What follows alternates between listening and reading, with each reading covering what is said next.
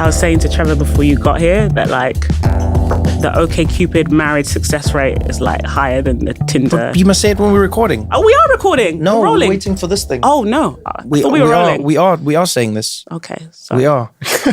Well, I really appreciate y'all inviting me on. It was like, I was telling Lindsay when she let me in, at first I was like, is this a scam? Am I going to get mugged if I show up to this thing? Like, wait, why? Because I was just like, no, not for night. I didn't think it was real. Okay, help me understand why you said, because in my head I go, Christiana, this is the other thing that you said right before you walked in, Christian, was we were going, you are probably not credited for a shit ton of the work that has given us insight into things that we previously didn't have insight into. It has been a while since I've done like any media. And I was like, it was just very extremely flattering. Okay.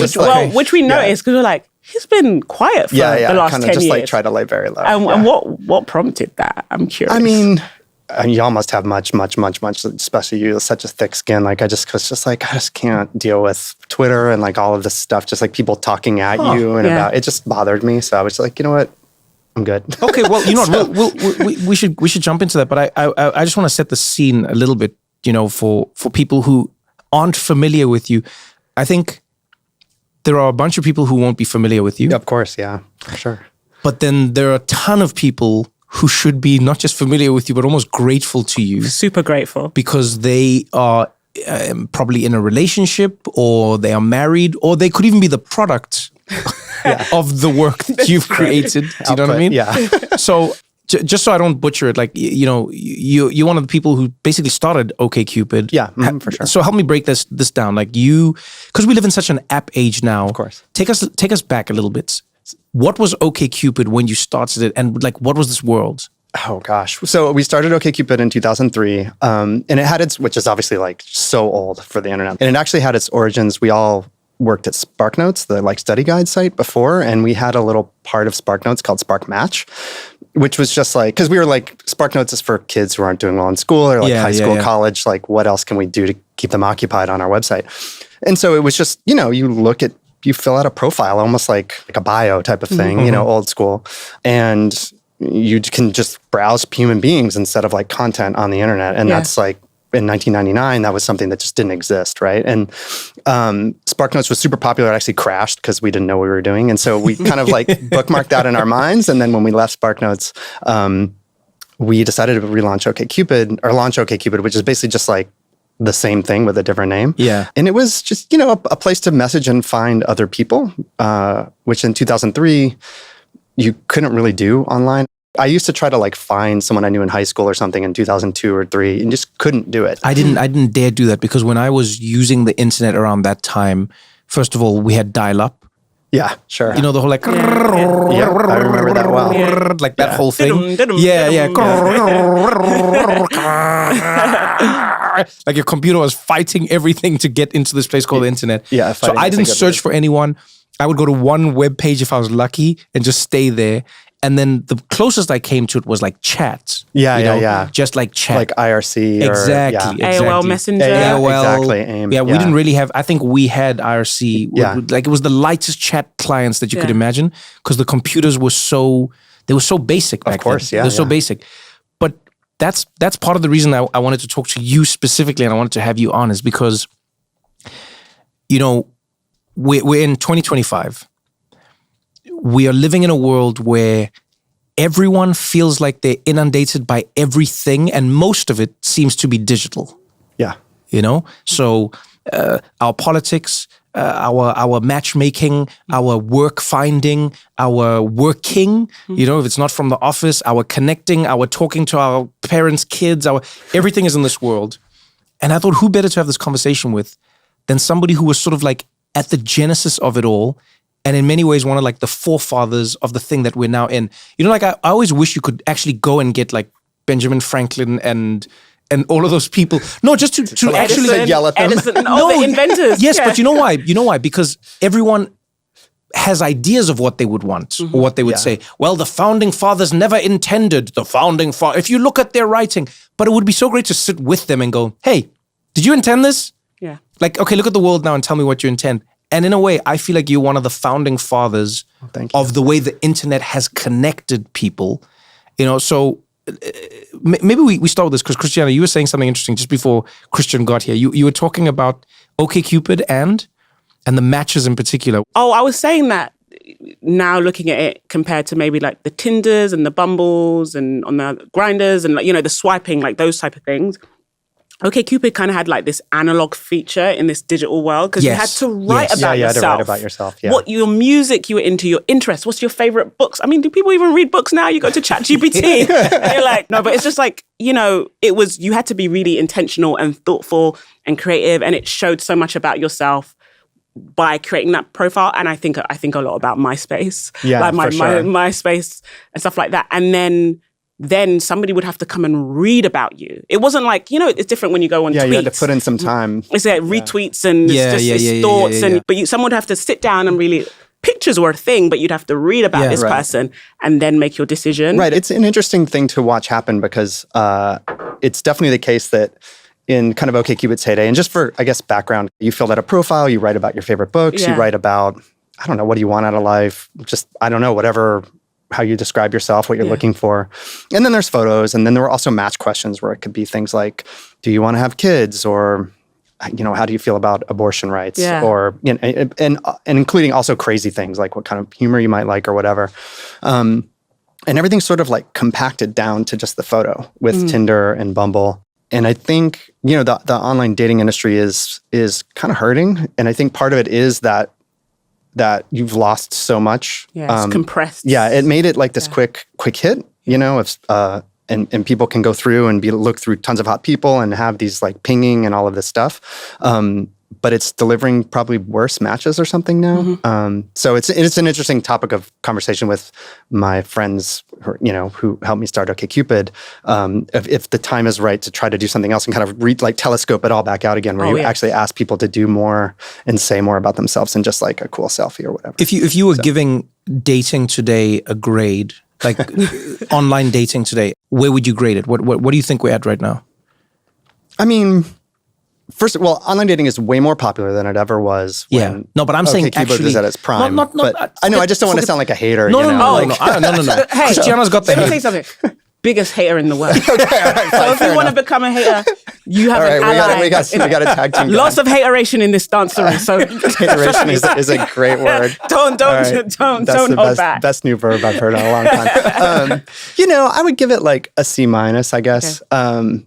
I think with points for being more popular, which is there is something inherently good about that. Like more people are using it. It meets more people's needs to some degree, right? But I feel like there's a lot of people that are very dissatisfied. And if you go look at like the monthly active user numbers, like Tinder was at I think 13 million in 2019 and it's like 8 now, which is like a massive drop off, That's like kind of Facebook levels of sort of becoming a dinosaur. Yeah. And that's like, it's just interesting. It's a weird thing because there's definitely just as many single people as there ever were.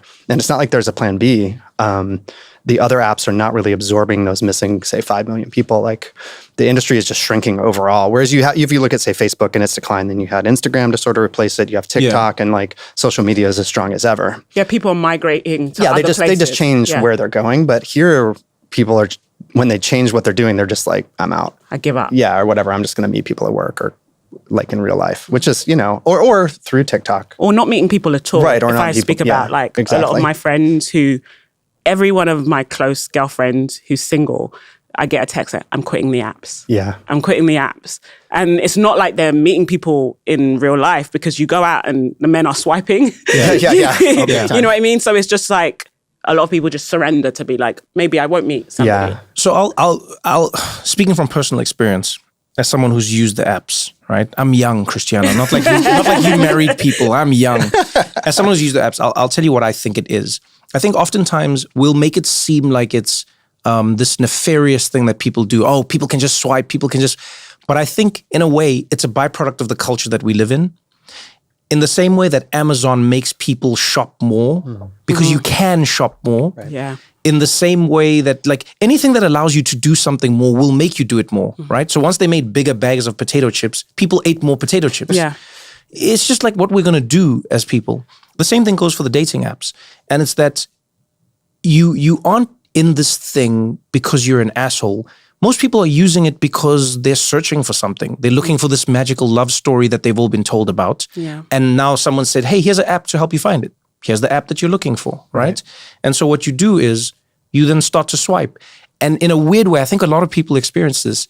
They go, if I do it more, I'm more likely to get to my end goal. You know, put in the work. Yeah. So you can't like swipe 3 people. What, you've only swiped 3 people? Yeah. No, there could be more. Keep on going. Keep on. Yeah. And I think what it creates is a world where we've applied efficiency to something that isn't efficient. Love isn't efficient. Yeah. I definitely Connections agree with aren't efficient. You know, when I think of every solid friendship that I have in my life, like where I love the people dearly, it was a gradual game of attrition, you know, like rocks bumping into each other in like a tumbler. And slowly over time, we became pebbles in each other's lives. But there was no like instant and all of a sudden we're there, you know. And I actually, you know, I'm shocked that you're shocked that we wanted to have you on. No, because I'll tell you why. You took data that really no one had taken before, and you didn't just look at the data. You synthesized it. And I you know, in your book, Dataclism, you wrote something really poignant for me, and you said, and I'll paraphrase it, so forgive me if I butcher it, but essentially what you were saying was, you were going, for a long time in society, we've relied on how people feel, how they think and how they feel. So you do a survey. How do you feel about a woman president? People will tell you how they feel, or they'll tell you how they want you to think they feel. Right. Or how they want to think that they exactly, think. Right? Exactly. But then data shows you what they feel. Yeah. You know, data doesn't show you, like, people go like, oh, I'm a healthy eater. I eat this many meals a week, or I eat this much ice cream. No, the data actually shows you what people do or don't eat and what they actually do or don't do. And so I think, you know, when we look at like what you did with data, Christiana said it so beautifully before you came. She said, this is the man who's responsible for so many of the studies that have revealed the world to us in ways that we didn't previously know. In particular, your work around racial preferences and dating, yes, which was so illuminating to Black women, and it's sparked so much discourse. It really has. Yeah. And you talked about how Black women and Asian men were like the least matched, and you were digging into that. And I don't want to paraphrase you wrongly, but you talked about like, we can't take racism out. There's no way of algorithmically gaming that the site just revealed how people really felt. Yeah. In ways that were maybe some people felt before, like some Black women felt like maybe I'm unlucky in love. Asian men felt, you know, I'm being overlooked in ways. And you showed the data that proved that was true. Yeah, and that's very nice to hear, because you know, like publishing that stuff, it feels dicey to be talking about race in a public way. A white dude, it's not like I have any firsthand experience of any of this stuff, and we just decided to put it out there in the world. And we did get feedback from people that were like very grateful that we were just helping maybe put not a name, but maybe a number to their experience of like, you know, whatever, my friends are having a different kind of experience than I am on your app. Yeah. And this helps me understand why. Because it's nothing with me. It's like this, it's the people who come to the app that bring all of their prejudices, or just like this kind of sociological like baking that goes on for your entire life about what's attractive and what you should want. And yeah, those were my favorite things to work on, for sure. Like looking at how different racial groups message each other, how they rate each other. So like swipe left, swipe right. What's interesting is it's like that phenomenon, for example, of Black women getting fewer messages than, say, Asian or white women. It's much less a thing outside the United States when you look at the data from other places like the UK. Yeah, the UK was like 98%, I think, if I remember correctly. Yeah. They were getting 98% of the messages. Yeah, exactly. And then in other parts, they were getting like 97 point something percent. Right. And just for your readers' context, or listeners' context, like I think it's probably like 50%, I think, or 60% of in the US, the ratio would be of like contacts, I'd say, from a Black woman to a white woman. Would you say that dating websites are the most honest space of data that tells us where society actually is? I mean, obviously I have, you know, skin in that game, so to speak. It's like I did so much work with it myself. Yeah. But I do think so, because like there's no real incentive to like lie to the app itself. Like you want to find somebody that you're actually going to be attracted to. So there's no pose, you know, you like on Twitter or whatever, you can say these things, you can kind of take these very strident stances, you can make your opinions out to be something maybe a little different than what they really are in practice. Whereas like on a dating app, it doesn't really do you any good to I don't know, just for example, pretend that you're really into Asian men if you're not. Because what happens when you do that? Well, now you're on a date with a guy that you're not maybe that into, and it makes the app work less well for you. Right. So we always felt very good about our data integrity, just compared to the other things that people go and do on the internet, where everyone's a dog or whatever. Yeah. Yeah, I don't know. I do think dating apps provide an incredible window into the thing I people's found preferences. illuminating was age. Oh yeah, Your work on age. How men, it was like 20-year-olds. yes, just didn't all the way matter. down the line. Okay, first of all, I don't like how you said that in like an accusatory way. I think I said it Your in a curious inflection- way. no, your I said it inflection in a went curious way. accusatory. I'm trying to be less judgmental Your now. eyebrows even did this to me like 20-year-olds. No, because it was like women with age. I don't want to get this wrong, but it was just like women age corresponded with their age. Sure, so if like- they're like 25, they're into 25-year-olds. If they're 30, and Exactly. it goes with time. Men, it didn't matter what age. Right. The But average age was 20 in terms of exactly attractiveness. like a kind of an important extra point on that is like, so if you ask women, like part of signing up for OkCupid and Tinder, all these things, is like kind of what is the age range that you're into also, right? So the app can kind of filter and show you stuff. So if you ask women, they give you the very sensible answer. If you're 30, you're maybe open to 28-year-old guys to 35-year-old guys, whatever it is, some range, right? And men actually do the same kind of thing. They take their age and they subtract a few years and they add a few years. They're like, all right, cool, I'm good with this band. So both men and women answer that question more or less the same way, like what age are you into, if you ask them that. But then if you look at who they actually go out and message, like you were saying, like for women, well, they actually know themselves better, they're more honest with themselves, or more honest with the app. Like, you know, if you're 25, you message 25-year-olds. If you're a 30-year-old, you message 30-year-olds. But men, yeah, like we were just saying, like it's all 20-year-olds, even for 50-year-old dudes. You've had to work so much with data, you know, and there's something you do in the book, and I'd love to know if you still have these opinions. Like you're very honest about acknowledging the limitations that data has, because data can only tell us what has happened, but we don't necessarily know why the thing has or hasn't happened, right? And I think at one point you even talk about it, it's like the compounding effect, I think, that you speak about. Like where you go, everything that you're measuring is within the context of something else. You know, so if you say, I think the analogy you gave is like if you stand at the corner of like 5th Avenue in New York, 5th Avenue and like 50-something or 60th Street, and you say, what do people in New York look like? You'll say, oh, they're all pretty slim and wealthy and they're all a lot of Louis Vuitton and that's New Yorkers. Yeah. And it's like, no, but that's where you were measuring from. And so in interpreting where you measure from, or in understanding where you measure from, you come to realize the limitations of the information that you have, right? And so let's jump into this example. Because I racked my brain thinking about this. First of all, because I defend men fiercely. I defend men fiercely because I know where Cristiano's going to go with this. And I was like, I have to fight. I have to fight for my brethren, right? Men them need me, right? So here's what I was intrigued by, and it's, I mean, jokes aside, in terms of defending. Yeah. Does the data tell us that men think 20-year-old women are the most attractive, and women generally date in and around their age range, or they find the men around their age more attractive? Or is the data telling us that society doesn't allow for a woman to date like whatever age man she wants? It seems to me there's a possibility that a woman, to exactly what you said, don't just know themselves better, but know the world better. And I can only say this from personal experience with the women in my life, like friends. They go like, I can't date a 20-year-old man. What will people say? What do my friends say? I'm not going to come up with a 25-year-old guy. I'm 40. I'm rolling up with like this little toy. Even the word toy boy. Yeah. You know, I'm rolling up with this little toy boy. What am I, sugar mama? And what does he know about the world? And what is he going to help me with my kids? He's one of my kids. And there's all these other frames. So, but do you get what I'm saying? No, like, I mean, I do think there's something to your point about there's like some enablement of guys going after 20-year-old girls or liking them. It's like fine if you're 40 and you're dating a 25-year-old. I mean, sort of. And I can see why that wouldn't be the case if you flipped the genders. And you can't know everything about love. And I know we're not talking exactly about love here, but you can't know everything about that. And like the data and therefore like the algorithms that are sort of grinding it all up, like they just ultimately don't know you as well as you know yourself. Just looking back on where the world is now and where it was when in 2015 when I left OkCupid, like we actually had a kind of like machine learning program to try to improve our algorithm and try to find people even more perfect matches that we actually ended up shutting down because we felt like in our tests, like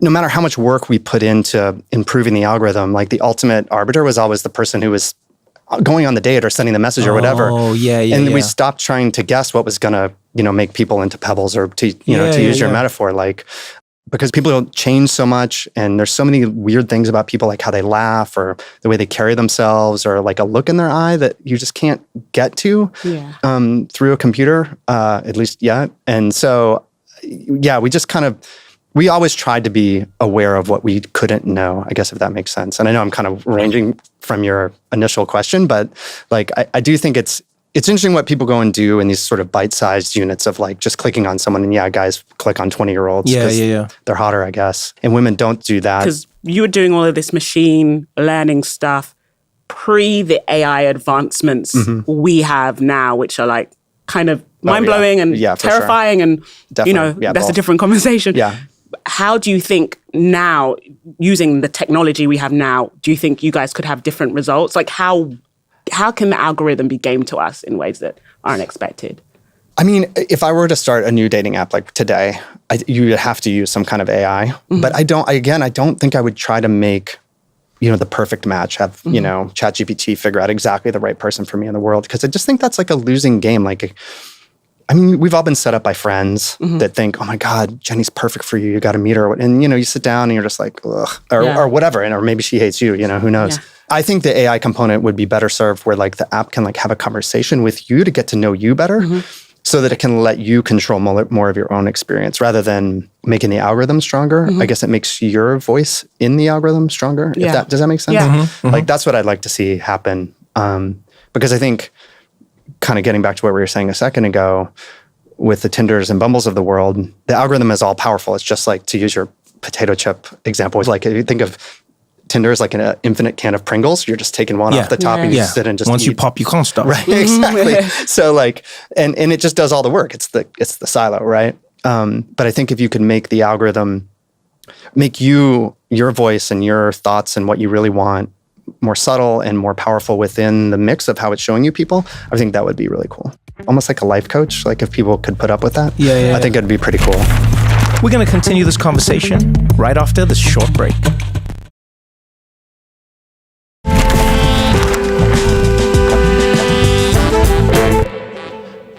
In a lot of the stuff you do, whether it's your writing or whether it's your work, and even speaking to you now, you have a very human quality to you that I don't necessarily associate with a lot of people in the world of tech. Yeah. Right? Well, thank you. No, it's true. No, but I noticed this even in your writing. Your writing is full of doubt. Your writing is full of like assuming that you don't know what's going to happen, assuming that you don't have the answer, assuming that the thing could be wrong. It seems like you are cut from a different cloth, because now we live in a world where tech tells us they know everything. Yeah. You know what I mean? Like when you talk to Sam Altman, we had an episode with him on the podcast. Sam, I did not see even a hint of doubt. He was like, AGI, baby. We're getting artificial general intelligence. It's going to make the world better. No more cancer. No more poverty. We're doing it. And I was just like, wait. See you on the flip side. Yeah, no, really. He just has that. You approach that differently. You have like a doubt. So I'd love to know, like, what doubts do you have about tech in dating? Wow. Well, tech in dating. I mean, I do doubt, probably like most people that have used these apps, whether it's like healthy to have that infinite can, or just know that if I don't like this person or choose not to talk to this person in front of me, well, there's always somebody else. And you can just go through like that. I'm definitely can admit that might not be healthy psychologically over like the 10 years of doing that or something, right? Like it'd be very hard to settle down with someone if, at least theoretically, there's always a possibility that there's someone better. I also doubt there's going to be a significant improvement in an algorithm that's going to be better than people's like personal tastes. As you guys all know, like there's just style and all different kinds of things about a person that you just can't reduce, and hopefully never can reduce to some radio buttons or whatever it is, like on a phone. The one thing I like and am proud of even still, I mean, 10 years of distance between me and working in the industry is like, I love that dating apps, even for all their flaws and as frustrated as people get with them now, they're trying to create something in the real world, like Facebook, Twitter, TikTok, the goal of all of those things always, it's just to get you to use TikTok more, right? Or to eventually to make more money or whatever. Digital. Keep you digital. Thank you. Twitter wants to keep you, or X wants to keep you there, right? Arguing with someone if that's how it goes, but whatever. Whereas Tinder, even the shallowest possible experience, the goal isn't, they don't want you, the people sitting in the office working on the app, they don't want you to sit there and just swipe infinitely. That doesn't really get them anywhere either. They want you to go out and find someone that you like, and you go home with them or have a relationship with them or whatever it is.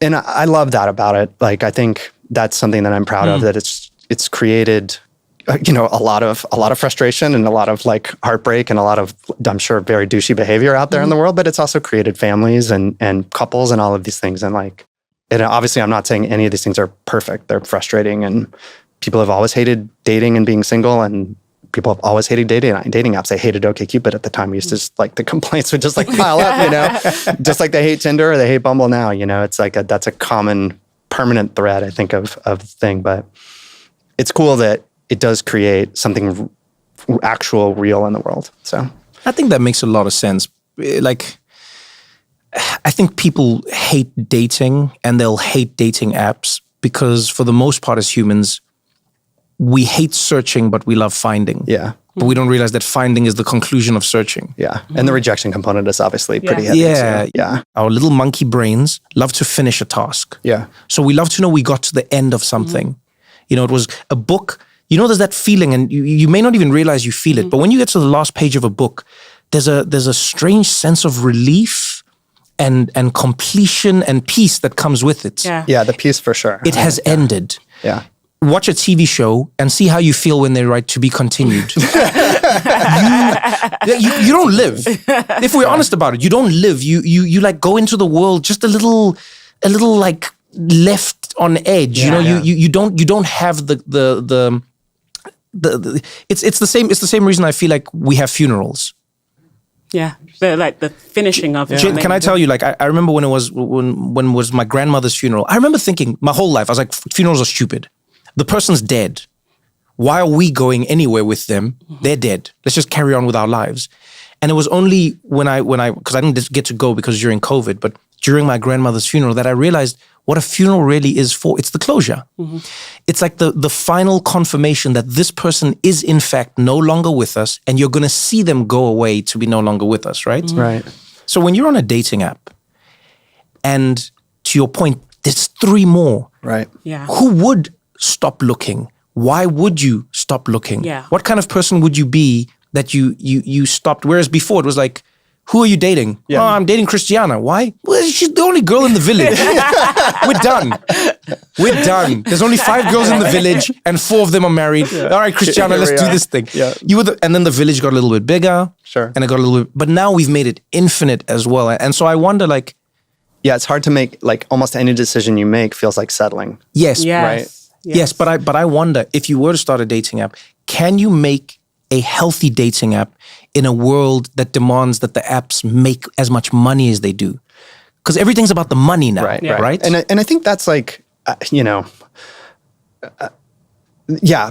all like Grindr, Bumble, Tinder, which is all owned by Match, which also owns OkCupid and tons of other things. Like, they're all public companies. And IAC, which at that time owned Match and Tinder before it was spun off into a public company, bought OkCupid in 2011.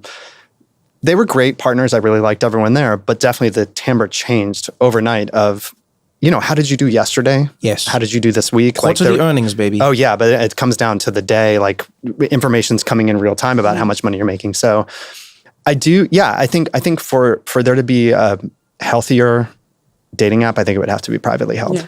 I actually, on this this thought experiment we're doing with a new dating app, right? How does that look in this time where I think politically people are so polarized? Yeah. Because like 10 years ago, if a woman goes on a date with a guy and he says he's a Republican, it means very different things in like a post-Roe v. Wade, red hat universe. You sit across from a guy and he says he's a Republican. In the red pill of you're like... Right. And that guy, theoretical guy, would also probably be disgusted by a lib or whatever. Yeah, how does that even look in this like where people really wear their politics now in ways that I think can be quite cumbersome to just even families don't even want to get along, let alone strangers. I mean, I think that's actually a really good insight into maybe why the current leaders are on the decline, because they just don't really gather much of that information at all. Yeah, you can put it in your profile, I guess, but like, at least as far as I know, you can't search by politics, just for example. Yeah. Hinge, I think you can, is one of the few. And Hinge, I think by no coincidence, is kind of ascendant now. It's past, they actually are doing better than number 2. Oh, wow. Kind of out of really from nothing. Like 2019, the app was tiny and it's just grown. And so I think leaning more into that Hinge style model of learning more, you would have to gather more information. Ask people questions, have them slow down. Like I remember when we were trying to compete with Tinder at OkCupid, like it was tough because we tried to ask all these complex things like, how religious are you? Is like a pretty complicated question. And also there's some religious people that don't care if their partner is religious. And there's some people— I'm married to an atheist and I'm Christian. Yeah, exactly. Right. And so both of you are okay with the other way, right? Yeah.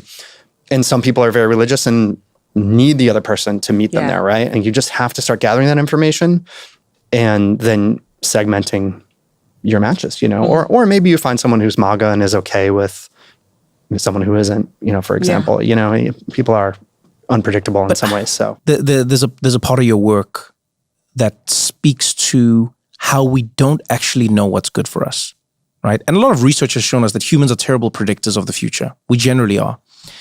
But in some of your work, when you looked at some of the data, there's a part of the book that I remember that I really, really loved. And it said, you found in the data, it was less important whether or not a Republican was dating a Republican or a Democrat was dating a Democrat. What was more important was whether or not both people agreed on whether or not they should be engaged in politics. Right. That became a greater determining factor for whether or not those people would actually get along.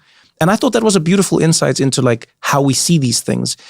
Like, you just said now, I'm with an atheist and there's a Christian. I would argue what will happen over time, whether he likes it or not, is your husband, Lewis, is going to be, there's going to be spirituality that comes into his life, whether he likes it or not. I mean, my youngest daughter is always like, Jesus. Yeah. She's always like, Jesus. Amen.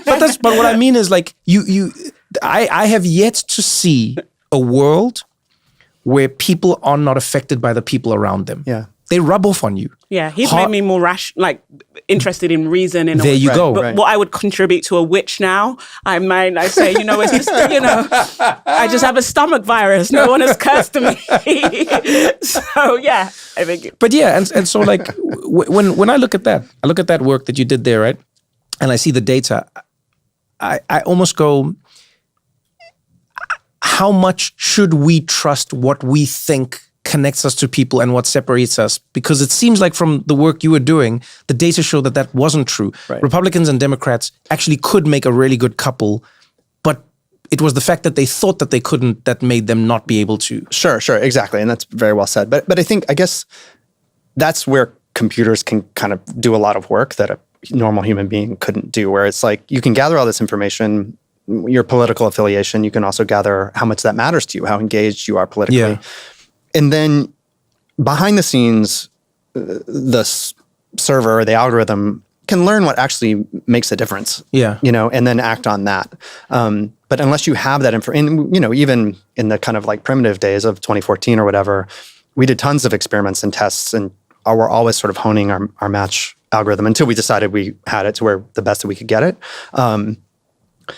But you have to take in that information to make that even possible. And like you might end up with unexpected sort of predictors of relationship success, or at least conversational success, which is all these apps can really manage or measure. But there are predictors, like you just said, like how strongly you feel about politics turns out matter. But if the app doesn't know that question, then it can't use it. And so I think that's what you've lost in the sort of swiping model now. Yeah. That Hinge is bringing back a little of. And I think at some point another app will figure out a way to make that sort of palatable to a busy person on a phone today, to learn more about them and then figure out what is going to matter in a relationship that person is going to have. Yeah, because does that make sense? Yeah, it makes complete sense actually. And this is where maybe algorithms could be quite useful. Like maybe because of like the culture I grew up in, I realized that like personalities don't really matter when it comes to relationships. It's always been about like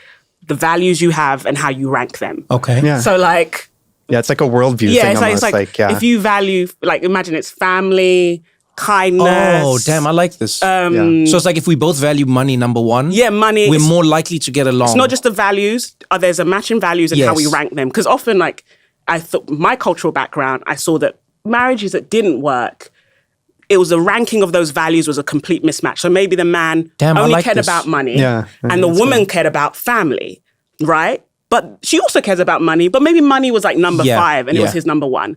So I always find couples, you know, like they're like opposites attract. I'm like, what are their values? How do they rank them? If there's a matching in the rank of those values, that's a couple that's gonna last for a long time.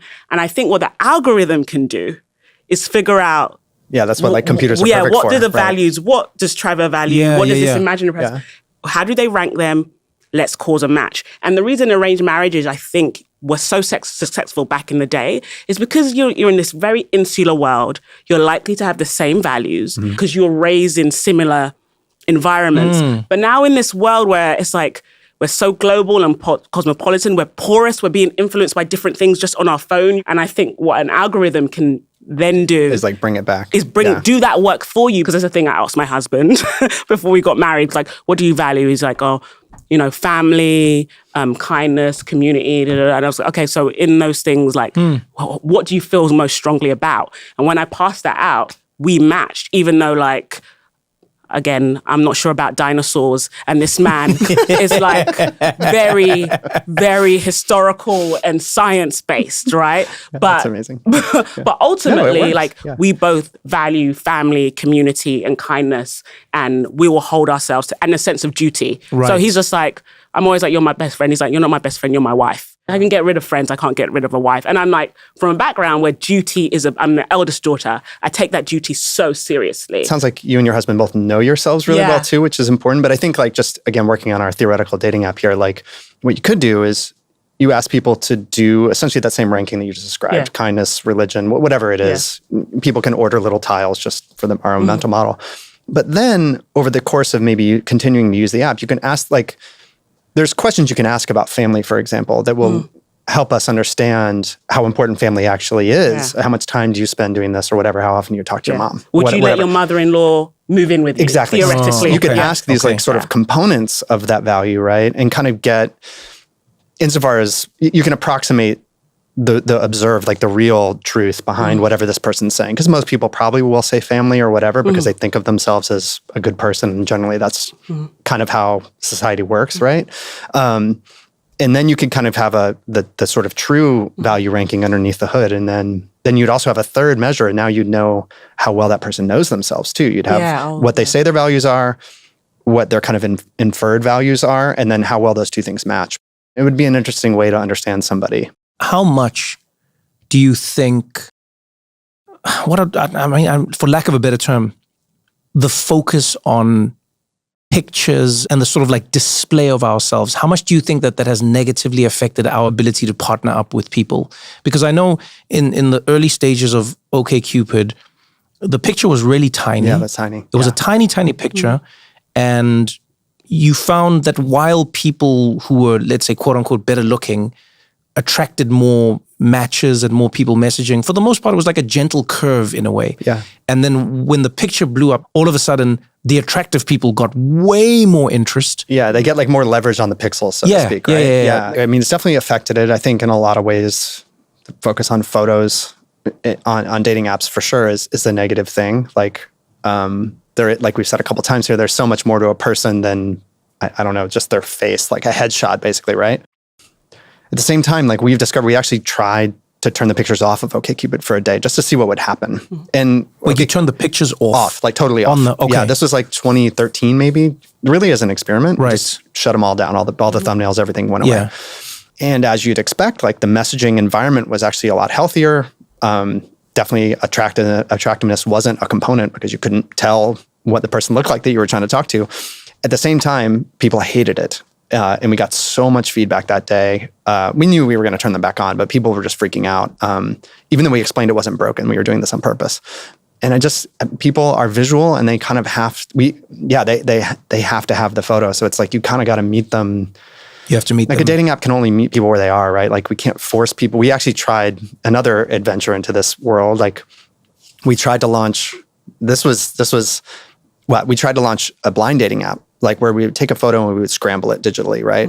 This is so stupid in retrospect, but like, we thought that you could have a scrambled photo and people could browse and, you would learn a lot more about people and you could it was very slightly pre-Tinder. So it was like a little bit more immediate. You could see this scrambled photo and somebody and maybe even go see them that night, meet them that night.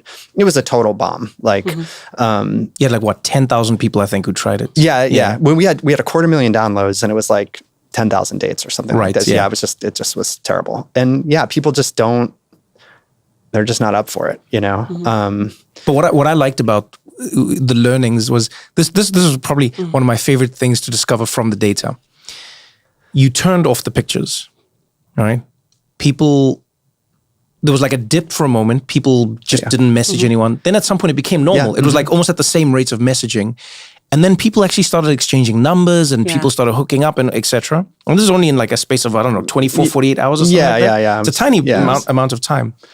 But then all the people who didn't exchange numbers and didn't agree to hook up, once the pictures came back on, they just ghosted each other. Yeah, it was like the lights coming on at last call or whatever, where everyone's like, oh. Yeah. Yeah, that was my favorite story. I was just like, wait, what? Exactly. No, it was, you would see conversations that, at least based on the data, you would expect to keep going or whatever, and it was just a total dead stop. Yeah, picture came on and people were like, oh my nope. God. See, and this leads me, I love this imaginary app we're making, right? Because when I was on the apps, long before I've been married, 7-8 years now, I remember feeling that the men being on Instagram was really shaping how they thought women should look in real life. Yeah, definitely. Sure. Does that make sense? Oh, definitely. Yeah. Because also, men are seeing more hot people than they've ever seen before. Yeah. Women too. Like I look, I'm like, oh my gosh, she's gorgeous. And you're just scrolling all these beautiful people. And I think it changed dating because it's just like, there's physically somebody that's fine-tuned to what I precisely want. And I've definitely, Gia, who was on the show, who wrote Instagram Face, talked about like the proliferation of this beauty standard on Instagram, changing what women did in real life with their bodies and their faces to match this beauty standard. And I'm interested in about this app. Could we game the algorithm in a way that plays to countering the fact that, like, depending on how much time a man spends on Instagram, right? Oh, this is interesting. Man, or even a woman's use of certain sites informing how they behave, because I know all the apps talk to each other and they're spying on us. No, you never did that, of course. No. But like, then create this machine learning algorithmic thing that can shape a man's preferences in a way that nudge him in the right direction, accounting for that. Or if it's a man that is not on Instagram at all, you're like, oh, you haven't been destroyed. Right, a clean mind. Yeah. I mean, that might work. Something that gets very hard is when the app tries to do something, tries to change people's behavior. And actually, we got a lot of criticism or commentary, I guess I'd say, about this in the wake of publishing the racial data that we were talking about at the very beginning, and be like, well, why can't you guys do more to make, again, Asian men more attractive to white women or whatever it is, And the fact is, there's very little you can do to like move people because, first of all, they've had however many years of their life or however many hours scrolling through Instagram. Super hard to undo that. And also, if you don't deliver to people what at least they think they want, they're just going to leave. It's not like you have to use a dating app or Tinder or whatever. You just do something else. And so like if you're showing some guy's been on Instagram hardcore and is looking for that look, and you're like, hey man, check this out. This is better. Or however you want to frame that. This is different. This is different. Which you may I think you'll really like her. Some people might be up for that kind of thing, but a lot of dudes are just gonna be like, with all the girls in here are ugly, I'm out. You know what I mean? Yeah. And like, it's hard. It's very hard to, you kind of have to let the users drive what you give them, which can be bad. Obviously, you're reinforcing some negative shit that way, right? But otherwise, you just end up with a situation where people are gone. That's so interesting to me because I've always felt, and the public discussion is that these apps are changing our behavior. Oh, I think that's definitely true. And they can. That's definitely true. Like, it's making you angrier. It's making you argue more. Yep. It's showing you this stuff. But it's like almost in unpredictable ways. Like, I think, I don't know any of the founders of, say, Twitter or Facebook, but I think if you had asked them in 2006 or whatever, is Facebook going to make people really angry, and is it going to become the world's like greatest propaganda tool of all time? Mark Zuckerberg probably would have been like, what are you talking about? I don't want that. I just want to like he probably genuinely wanted friends to meet friends or whatever, or make money, you know, and be powerful, which a lot of people are like that. Apps definitely changed the world. So I definitely wouldn't say that. They change behavior, but there has to be some component of them that is delivering what those people want. Yeah, they like amplifying the crap that you already bring to the table. Yeah. We already are like, it's, you know.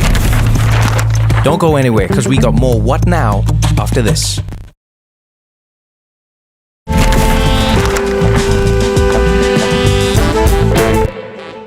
As a data expert, I'd love to know how much you allow the data to influence how you then move in the world, you know? I definitely try to live more by intuition and just... Oh, that's interesting. Yeah, I think just getting back to this like perfect love algorithm or whatever, like I genuinely think that's impossible to create a computer program that's going to predict with any real defensible set of certainty, like who person A is, which of all the person B's out there, who A is going to love, you know? I just don't think it's possible. And I think there's just a lot more to life. I mean, hopefully for, you know, maybe for not that much longer, but like than like a phone or whatever, you know, and the internet for sure. And so I really try to,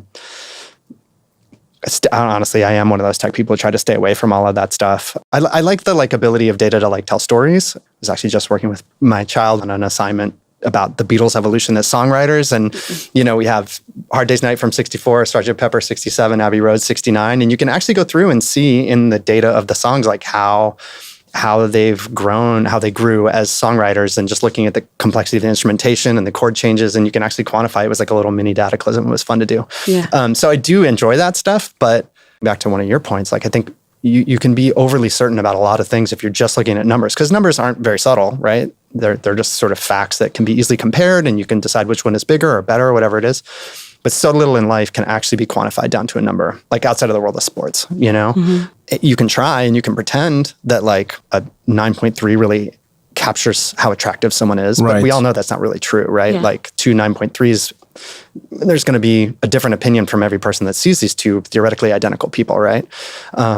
So I just, I think I also try to stay away from that, from data, for that sense of the false sense of certainty about things too. What do you think it was that you got from the data that made you want to share the data with the world? Because that's something I found anomalous. One, because it had never been done before, and then two, because it hasn't been done since. Yeah, it was a weird time. It's interesting to me that you had all of this data that told so many truths, and you put it out. It's arguably like one of the biggest studies on dating, on relationships, on race, on gender, on age, way bigger than any Gallup or Pew research. Because those are like a few hundred people, 1,000 people also if you're lucky. Accurate. And this is like, that's what I mean. But like, what made you put it out? Because, you know, Facebook guards it with their lives. You know, until they're testifying in front of Congress, they don't tell us any of their data. We only find out they knew that Instagram was bad for young girls when they're in trouble. Do you know who else tells us the truth? Who? Pornhub. Oh, Pornhub does. They do that. Yeah. They'll tell you. That's the only people who are like, people in Nigeria are searching this is actually what you're Red searching. and blue people are the same. They all like, you know, they're into the same thing. That's the only other place like we get that. Yeah, but what do you think it was? What were you hoping to achieve by revealing something that has been kept secret for so long? I guess there was like that period, 2009, 2010, where data seemed revelatory. And this is pre-Cambridge Analytica and the whole kind of engineering of the first Trump candidacy and the fake news and all of that stuff. And there was just, it was like, it sounds corny, it was like a hopeful period, I guess, for the internet. You know, there was like hope and change. Airbnb. Yeah. Uber, you mean I can just get a car? I don't have to like wait 20 minutes. Yeah. You know what I mean? Like that whole vibe, especially in New York, it's just different. And so we had all this data. We thought it was really interesting about how what people thought was attractive about how different races would interact on our website or our app.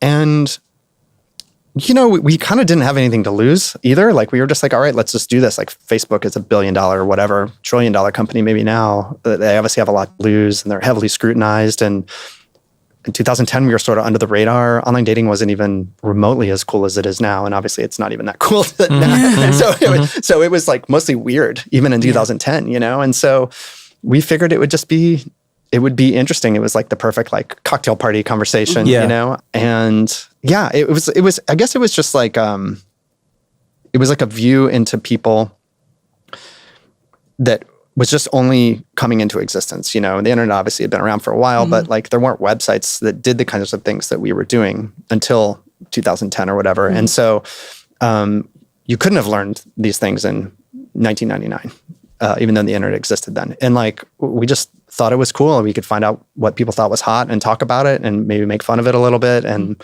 make fun of ourselves. Yeah, I don't know. It's weird though to look back because it's totally the door completely closed. Yeah, basically right after Dataclysm came out, and that was one blind spot in the book where I was thinking about this on the way over here. The entire tone of the book is like how interesting data is, how great it is, how it could lead to these different understandings of couples, of people, of systems, whatever. But you know, come 2015, 2016, I was completely ignorant of the fact that data could be used. It always had a marketing component for Facebook or whatever. They use their data to sell ads to people, but I never thought it could be used to like sell ideas or sell like a worldview, like en masse to people as it was in 2014, 15, 16 by like Cambridge Analytica and Steve Bannon, and it still to this day is going on. Yeah, now it's full on. Right, exactly. Yeah. And so like it just never occurred to me that you could have these macro political changes, for example, through data and through these algorithms that could be manipulated in that way. So you know, I in some ways, maybe it's good that these companies are locking their stuff up because then nobody else can go. I don't know if I would want Facebook to publish all of their data because then people could go. Oh, that's interesting. Manipulate more people. Okay, that's interesting. I don't because know. you think when we know the data behind something, we're then more able to go in and manipulate those weak points. Right, exactly. Yeah, which you can then go spin or whatever. Yeah. What I did love about your book is, for me, you're reading the data and stuff. It made me think about how we can like interrogate our choices. Like, because the data is like this truth serum telling us things about ourselves that we deny. It made me think about when I look at my screen time use on my iPhone. And when it's just like, just shows me the hours, you know, the colors and the block. You're like, I spent that much time on Instagram. You see it. It shows you yourself. It does. In a way. And it helps you be real with yourself too, right? And which is like always good. You know? And I think culturally we can be quite delusional. Like every side is very high-minded right now. Every side has got it right. But what data just says, well, this is what you say and this is like what you're actually doing. And it leaves you to just interrogate your choices, whether you change or not. I still think that's a I mean, the first step to change is going to be to do the interrogation, right? So like I'm the same way too. Whatever, screen time, and you're like, God damn it. And then you go and do the same thing, but at least it's there. At least you understand what's going on. It's what undeniable. You're doing. Yeah, right. You can't like argue with your phone. Right, Yeah. exactly. So I like that part about it for sure. One part of it is deniable. I have a qualm with them. If you have your phone open on like CarPlay, or if you... It counts it as screen time, but it's not screen time. Oh. Yeah, so let's say you're navigating. Yeah. It counts that as screen time. And for me, that's not what I mean by screen time. Yeah. I don't want you to tell me, Trevor, you used your phone for 4 hours today. Yeah, I drove for 4 hours. Now I'm sitting there depressed because I think... Because no, that's the other side of data that we have to be careful of, right? You have to be careful about it. I think of how many people data has made them... 10,000 steps. That's not true. It's not a real thing. Yes, walk. And it's better to walk more than to walk less. 8 glasses, where's the data? It's not the data. Do you get what I'm saying? Well, it's the dark side of it. I have a little baby and we use a monitor, which I won't promote the company because they didn't give it to me for free. But basically it tells me her heart rate, her oxygen saturation, tells me how long she sleeps for. Your what? Oxygen. Is it like a pad that she sleeps on? No, it's on her foot. This is insane. Yeah. oxygen saturation. It tells me if she's having wiggly sleep. It tells me if she's having like restless sleep. It tells me when she's in deep sleep. And this is like the dark side of data. Yeah, I was going to say, do you find that useful? That just seems anxiety I'm inducing. paranoid. I'm always worried my babies are going to die. So I like, She is. Trevor knows me. I'm like All a right, fine. hypochondriac. All So right. I like going into this thing. But like, I remember before I had that with my first son, if I wanted to know if he had a good night's sleep, I was obviously there, but I look at him and be like, oh, he seems a bit cranky. Now my immediate instinct is like, let me go into this app. Because sometimes it'll tell me she's wiggly on the app and I'll go upstairs. Right. Whereas I would probably just leave her to be wiggly, wake up, she maybe cry a bit and go back to sleep. Like that's probably what would have happened in my mother's time. But now I have this app that I'm looking at, oh my God, she's got 98% oxygen saturation, which is perfect. Why is it not 100? Now I have this information that is actually No, it can be confusing. not so, and- it's confusing. It's actually making me more paranoid. And I think from that's how this hyper data world can like be quite dark for I would actually love to know, so when you're designing an app, we're all users. Most people have used a dating app. How do you find the balance between putting the person in front of us who you think we should see versus putting the person in front of us that we want to see? That's a great question, and that's something I think most people don't really they don't understand how the back end of these things works. Because like also we have to think about the person that we're like their experience too, right? Yes. Like the person woman you're that we're showing you. Yes, yeah, exactly. So one of the very first things we learned about having a dating site is that there's this thing we call the focus problem. So guys just want to see the hottest women, right? And so if you just go by what the guys are sort of telling you they want to see the highest rated women in just a giant stack or grid or whatever it is. But if you go and do that and you kind of try to meet their need without any other consideration, well, what happens? Those women get tons of messages from tons of randos. Their inbox explodes. It feels gross. And they leave. And then now you're left with, if you just showed all the 10s, now you're left with 9s and 8s and so forth. And you end up in this death spiral. Because also the guys don't get any messages back.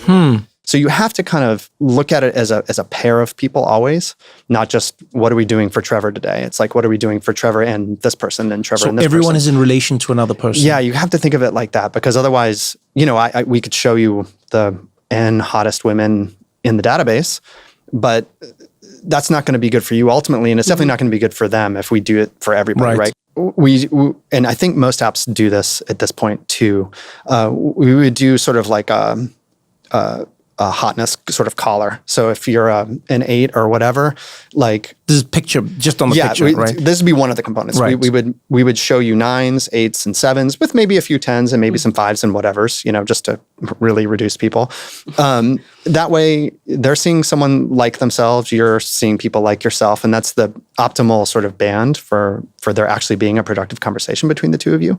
And then we would also throw in information on, you know, like the kind of classic matching stuff of like, you know, how important is religion to you or how important is politics or whatever, those kinds of things. That would be maybe a third would be the questions about the two of you. A third would be this attractiveness matching. And then we would throw in a healthy dose of just like randomness. You can't just give people what they want because your app will explode. You'll end up with this focus problem thing where you're just showing everybody, you know, women like seeing hot people too. And you'd have the same problem sort of in reverse. So you've got to be careful and manage your stack of profiles if you're doing it that way. I've always been interested by how, you know, the data shows us that most people grade other people's attractiveness by where they think their attractiveness is.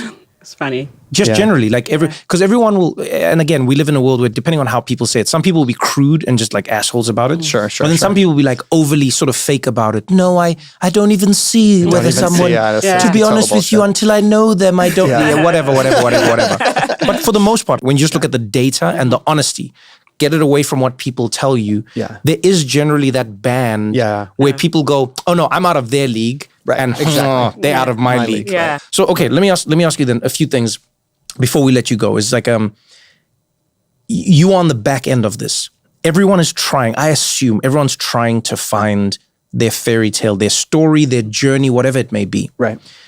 What are some of the tips that you would give somebody who is on a dating app to try and maximize the experience? Not maximize their hookups, not maximize, you know, but just Something like, real. Yeah, something real where you go like, oh, hey, this thing you do. So let's start with like the picture. Right.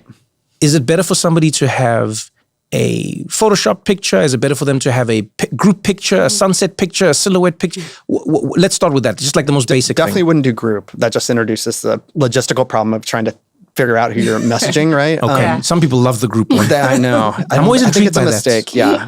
I guess it's like you're trying to flex that you have friends, which is kind of like the reverse of what you're really trying to do. I think in general, my advice would be something that we've talked about already. And it's just like, you just need that one vote. You're running for office and you just need one vote. So being yourself is super corny, but it's also true. Kind of accepting the fact that maybe you're going to get a lot of no's out there and being okay with that. Because I think if you start engineering your profile to increase the number of likes or whatever yeses that you get, it is going to just be more noise. Like, because you're going to have, you are ultimately only going to find one person, right? So what does it avail you to have 100 people messaging you at the time? 99, that's just 99 more people eventually you're going to have to kind of like get to know with, right? And so I would just say really bring out the things that make you unique. I mean, this is all like grandmother stuff. I mean, like, No, but grandmothers were right. Yeah, sure. Yeah. Sure. There's a lot of where grandmothers were right. Yeah. It's nice to actually see where grandma meets up with Right, data. exactly. Yeah. But there is that like, where does grandma mesh with tech? Of the ages that I think is a real thing with. Even my wife's parents are from an arranged marriage, and they're super happy, as are all of their siblings. And I think there is something to that shared worldview, and having that system was designed to bring together people of a common sociological context, right? And they knew that was what really matters, right? I think they're right. And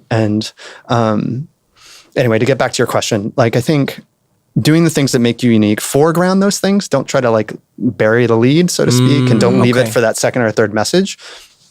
I think be willing to take more risks, I'd say, especially for people who tend to get a lot of messages. If you think someone's kind of cute, but maybe they're not normally your type, go for it more.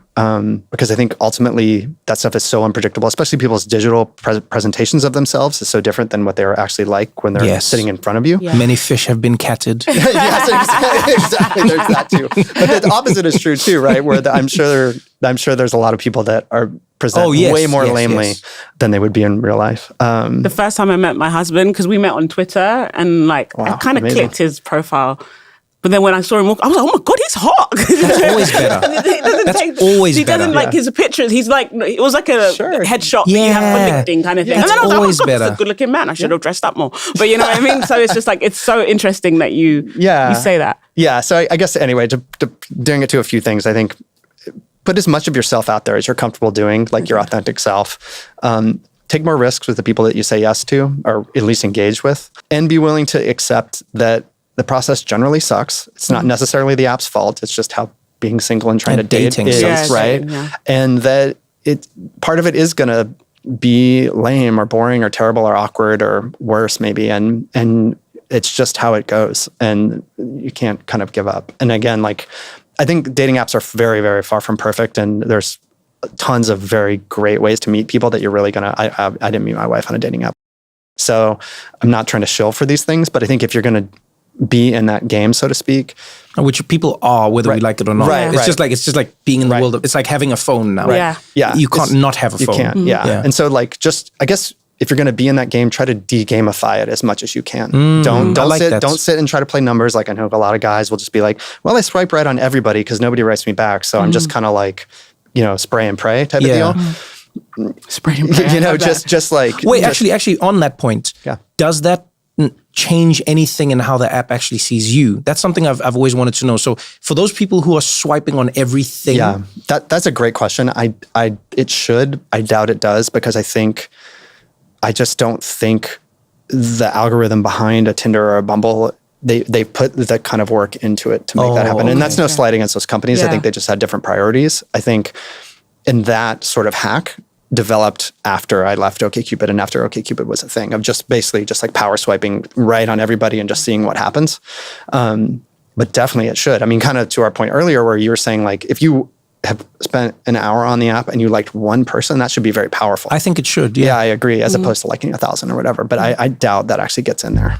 But it should. That's another good tweak for a dating app. So like 2 or we've 3.0. given you like we've workshopped his next business. If you can make it better for everyone, make it better for everyone. Christian, thank you so much. Thank you for joining us. Thank you for not, thinking it was a scam. Thank you. You see, you put yourself out there. You thought it was a risk and you took a chance. Oh, I had a great time. You guys are amazing. That's it. Yeah. And if you regret it afterwards, that's fine. Great first date.